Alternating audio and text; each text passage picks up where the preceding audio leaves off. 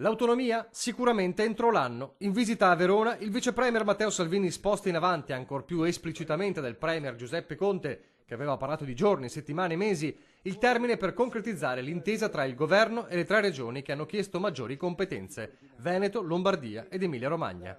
Tante altre regioni stanno facendo la stessa richiesta, ha spiegato Salvini, affermando infine che la presenza della Lega al governo è garanzia che l'autonomia ci sarà.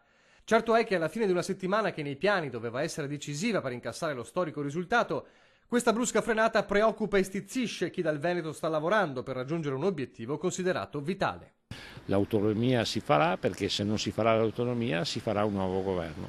Noi abbiamo dato il reddito di cittadinanza, noi vogliamo l'autonomia. Reduce dal confronto non facile a Montecitorio con altri sindaci anche sul nodo autonomia, Mario Conte, primo cittadino di Treviso, chiede un sostegno unanime. È stata un'esperienza forte che mi ha fatto prendere consapevolezza di quanto dura sia questa partita dell'autonomia e di quanto duro sia il ruolo che Luca Zaia ha deciso di assumersi portando a casa questa responsabilità sulle sue spalle. L'invito che faccio è onestamente al popolo veneto, ai cittadini, di unirsi veramente come popolo in questa battaglia accanto al governatore Luca Zaia, perché non sarà assolutamente facile riuscire a portare a casa l'autonomia, perché è stato chiaro il messaggio dei sindaci, soprattutto quelli del sud, che l'autonomia non la vogliono.